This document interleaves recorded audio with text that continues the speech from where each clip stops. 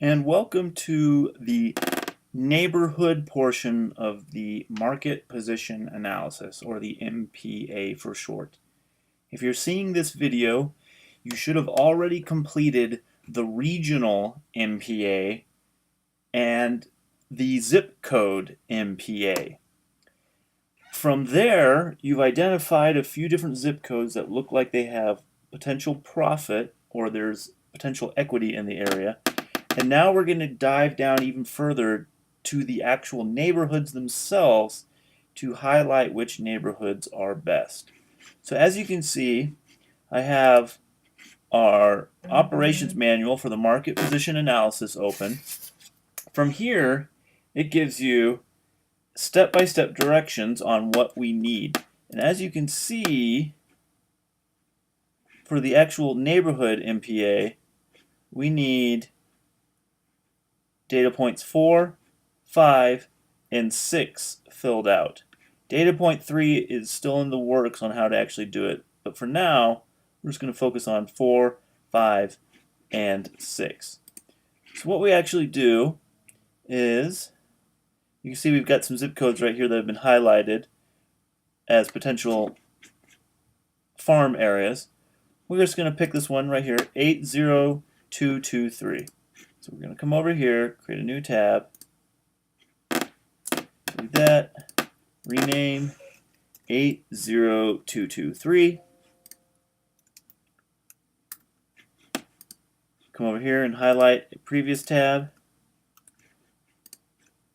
plug it in, and we're going to just delete all of this data from this zip code. Come back over here, 80223, 80223, and this was Denver.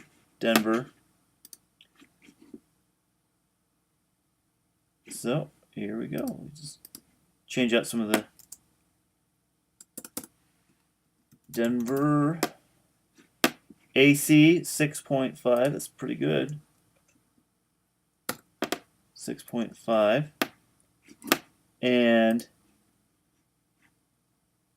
the retail versus distressed or foreclosure discount is at 26.6 and $69,000.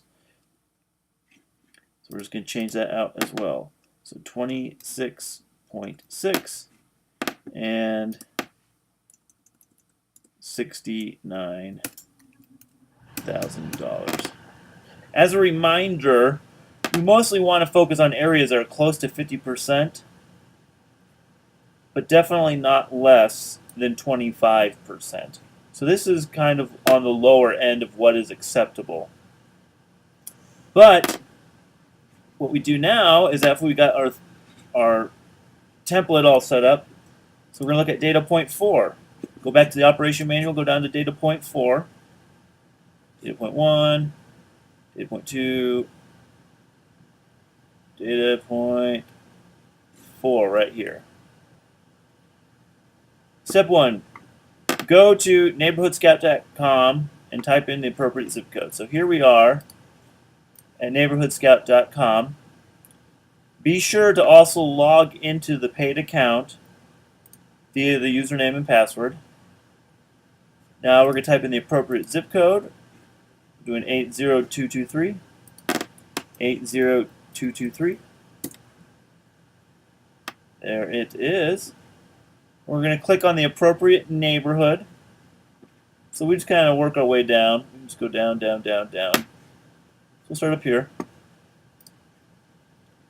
This one first. And from here, we're going to click the Real Estate tab. Real Estate tab.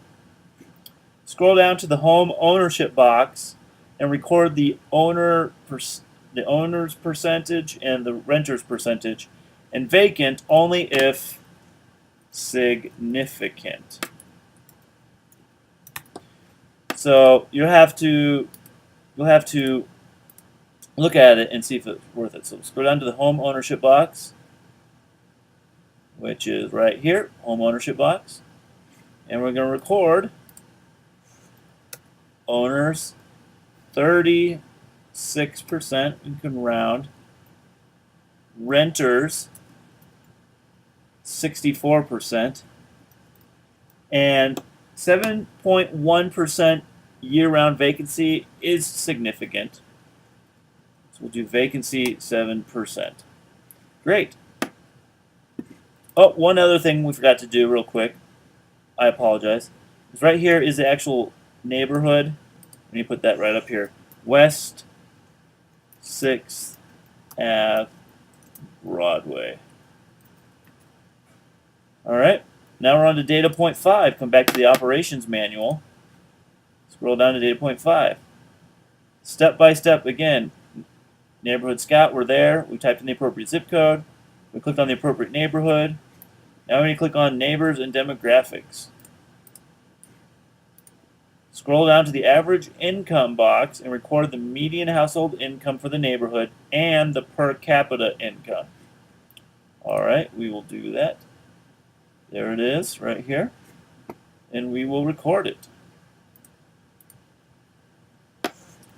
So we have 42,079 household income.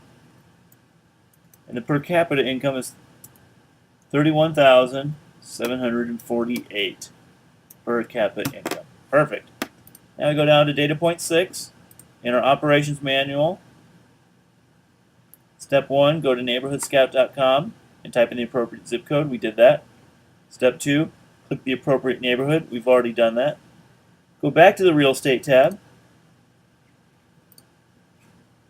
and scroll down to the average home value. Scroll down to the average home value and record the median home value. Here's the average home value, and there's the median home value. So we're going to record that. 359,520. Now we're going to scroll down to the housing details box and review all information. Scroll down to the housing details box. Housing details, and we'll review all this information. So we're looking at the age of the home. We're looking at the type of home, bedroom count, and any special purpose housing. So,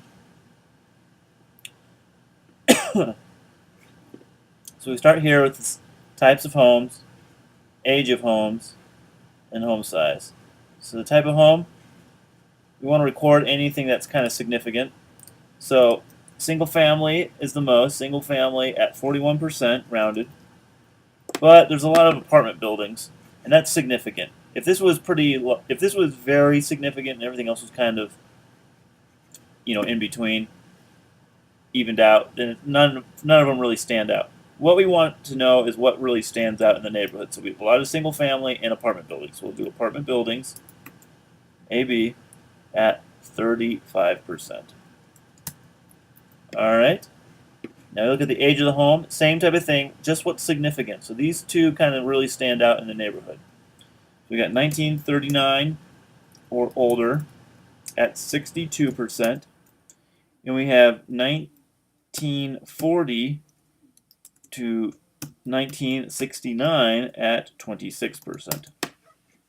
As a quick side note, usually when people start building properties, they come in and they build in bursts, and usually what happens is the most recent burst, which looks like this one, is the better properties to buy, and the burst right before that, like this one right here, are usually the best ones to buy, hold, and rent, and get them just rent ready. Don't try to spend too much fixing them up.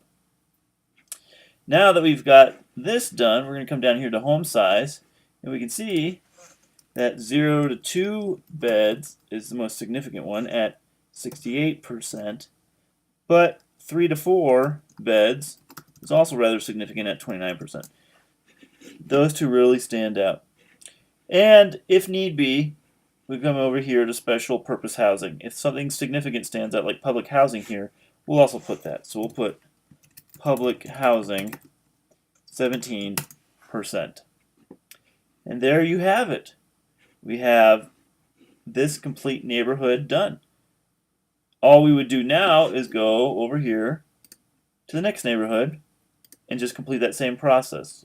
So we just finish this neighborhood, just go that one, go down, fill out the neighborhood up here, follow the operations manual for data point 4, data point 5, data point 6, and then as you complete this, you just move on to the next zip code that you find is worth your time, and open up a new tab and bring the template over and just go through the exact same process.